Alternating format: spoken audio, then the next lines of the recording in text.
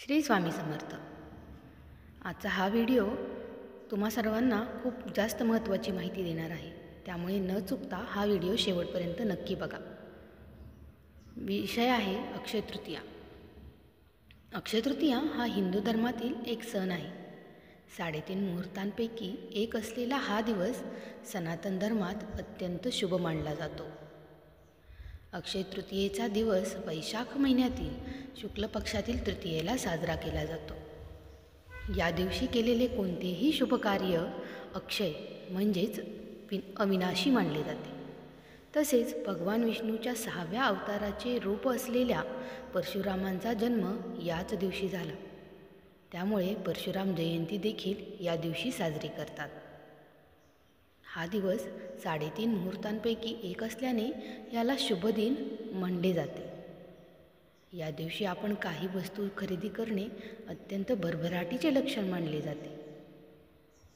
देवी लक्ष्मी आणि विष्णूजींची पूजा केल्याने त्यांची कृपा या दिवशी आपणावरती होते आणि घरात सुखशांती येते, समृद्धी मिळते, असे बऱ्याच जणांचे अनुभव आहेत।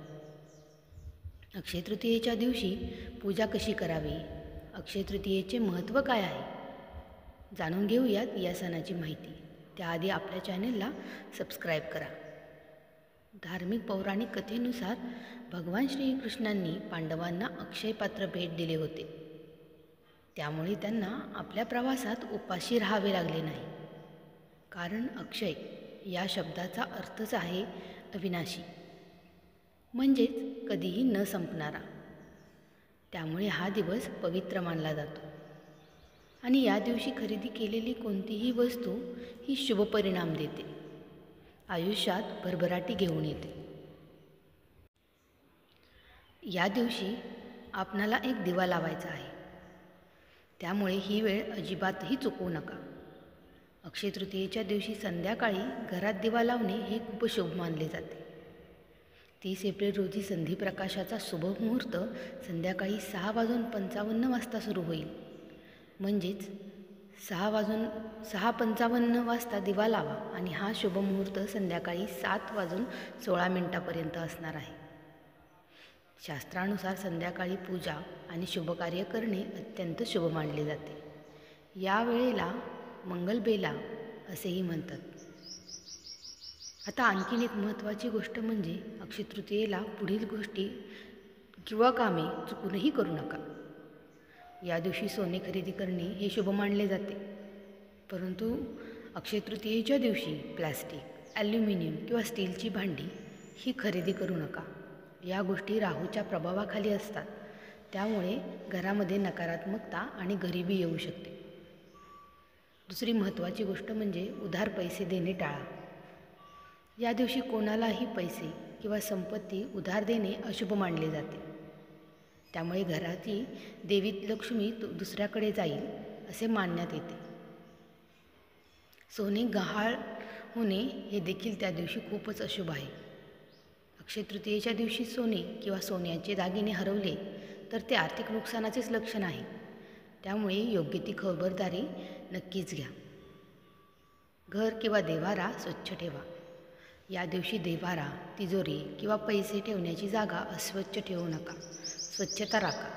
लक्ष्मी अस्वच्छ ठिकाणी कधीही राहत नाही, हे नेहमी ध्यानात ठेवा। चुकीची कृत्य टाळा। या दिवशी चोरी, खोटे बोलणे, जुगार इत्यादी पापी कृत्यांपासून विशेषतः दूर राहा, कारण याद्वारे केलेली पापे ही आयुष्यभर सोबत राहतात। कारण की या दिवसाचे नावच अक्षय तृतीया असे आहे, म्हणजेच कायम सोबत राहणारे। मग जर तुम्ही चुकीच्या गोष्टी केल्या तरीही त्या तुमच्यासोबत त्याची पापे आयुष्यभर ठेवणार आहेत। मांसाहार टाळा। अक्षय तृतीयेच्या दिवशी मांस, मद्य, लसूण, कांदा इत्यादी पदार्थांचे सेवन करू नका। या दिवशी ब्रह्मचर्य पाळणे महत्त्वाचे आहे। अक्षय तृतीयेच्या दिवशी पूजेदरम्यान देवी लक्ष्मीला तुळशीची पाने अर्पण करू नका। अक्षय तृतीयेच्या या मोठ्या सणाला सुखसमृद्धी येण्यासाठी योग्य रंगाची निवड देखील तितकीच महत्त्वाची आहे। ज्योतिषी म्हणतात, अक्षय तृतीयेच्या या दिवशी परिधान केलेला रंग केवळ सौंदर्यवर्धनासाठीच नाही, तर तो आपल्या मनस्थितीला आणि ऊर्जेला सकारात्मकतेने प्रभावित करतो। त्यामुळे आपल्या मनशांतीसाठी आणि समृद्धीसाठी योग्य रंगाची निवड तितकीच गरजेची आहे. त्यामुळे जर तुम्ही रंग निवडणार असाल तर सर्वात अगोदर पांढरा रंग निवडा. पवित्रता, शांतता आणि आध्यात्मिकता असलेला हा रंग आपण ध्यान, पूजा आणि मानसिक शांतीसाठी वापरू शकतो. त्यानंतर येतो तो पिवळा आणि सोनेरी रंग. ज्ञान, समृद्धी आणि शुभत्व यांचे प्रतीक आहे. पिवळा आणि सोनेरी रंग हा गुरुग्रहाशी संबंधित असल्यामुळे तो लक्ष्मी देवीच्या कृपेसाठी उपयोगात येईल. त्यानंतर येतो तो लाल आणि गुलाबी रंग. हा रंग शक्ती, प्रेम आणि नवीन सुरुवातीचे प्रतीक आहे.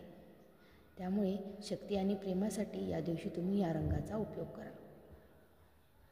हिरवा रंग हा वाढ, नवसंकल्प आणि ताजेपणा घेऊन येणार आहे. त्यामुळे जर नवीन संधी आणि सकारात्मकता हवी असेल तर तुम्ही हिरवा रंग नक्की निवडा.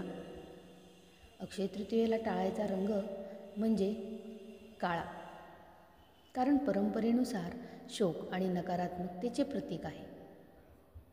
नंतर येतो तो राखाडी रंग. हा रंग उदासीनता आणि नकारात्मक ऊर्जा घेऊन आपल्या आयुष्यामध्ये येणार आहे. आणि अक्षय तृतीयेच्या दिवशी असलेली गोष्ट ही कायमच आपल्यासोबत राहणार आहे हे विसरू नका. त्यामुळे ह्या रंगांचा वापर टाळा.